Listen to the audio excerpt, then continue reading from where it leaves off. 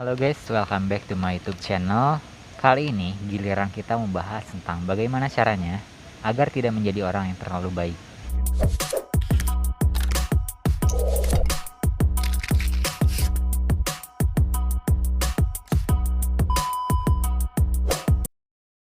Amazing!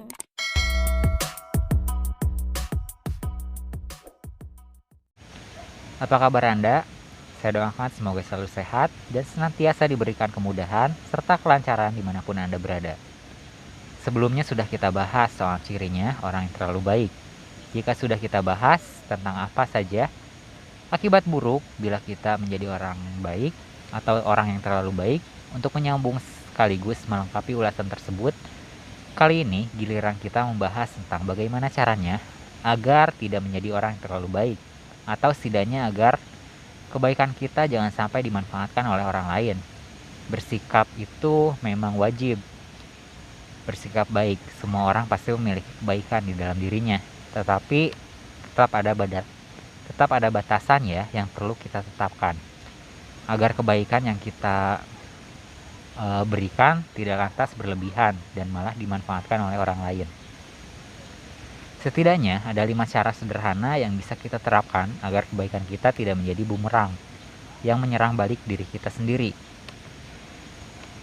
Cara yang pertama adalah jangan pernah mengharapkan balasan apapun atas kebaikan kita yang pernah kita lakukan. Dengan cara ini, kita tidak akan mudah kecewa, tidak akan mudah sakit hati bila suatu ketika ternyata orang yang pernah kita bantu tidak bersedia membantu kita. Ingat, kita menolong orang murni karena ingin membantu, bukan karena ingin imbalan. Lalu yang kedua, tanamkanlah pula sikap kewaspadaan. Boleh kita berbuat baik, tetapi terhadap mereka yang belum begitu Anda kenal. Kewaspadaan itu tetap perlu, apalagi bila ada hawa-hawa mencurigakan. Sikap waspada ini akan menjauhkan Anda dari orang-orang yang berniat tidak baik. Selalu tanamkan dalam pikiran Anda bahwa semua orang pasti hanya akan melakukan sesuatu yang dianggapnya menguntungkan. Pasti ada motif di balik semua ini, atau di balik setiap perbuatannya. Lalu yang ketiga, biasakan berpikir kritis. Cara ketiga ini memang terkait poin kedua. Tadi, bila berhadapan dengan seseorang yang meminta bantuan, Anda berhak untuk skeptis. Anda berhak untuk lebih kritis, jangan mudah dibodohi, dan hanya diberikan bantuan yang sikapnya masih wajar. Lalu yang keempat, memiliki sifat yang tegas.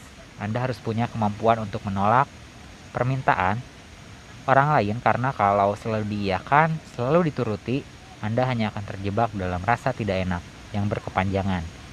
Bila terlalu mudah menuruti permintaan orang, lama-kelamaan Anda akan dimanfaatkan. Untuk itu ada kalanya permintaan yang sulit Anda penuhi, lebih baik ditolak saja ya. Kemudian yang terakhir atau yang kelima, benahilah prioritas Anda. Anda memang perlu berbuat baik, tetapi tidak hanya pada orang lain, pada diri sendiri pun harus. Anda membutuhkan kebaikan.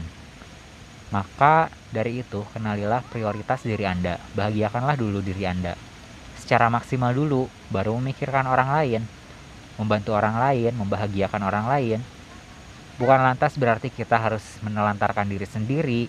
Yang biasanya orang yang bisa membantu orang lain secara maksimal, salah satunya adalah mereka yang sudah berhasil membahagiakan dirinya sendiri terlebih dahulu.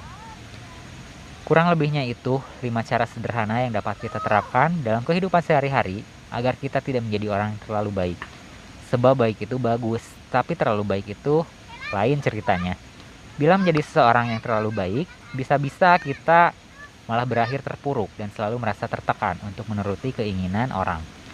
Hanya karena kita membutuhkan pengakuan, atau karena kita tidak ingin dianggap jahat. Perasaan-perasaan seperti ini tidak perlu kita miliki. Sampai di sini saya cukupkan. Terima kasih untuk Anda yang telah menyaksikan. Sampai jumpa di kesempatan selanjutnya dan salam rahayu. Jangan lupa like, komen, dan subscribe.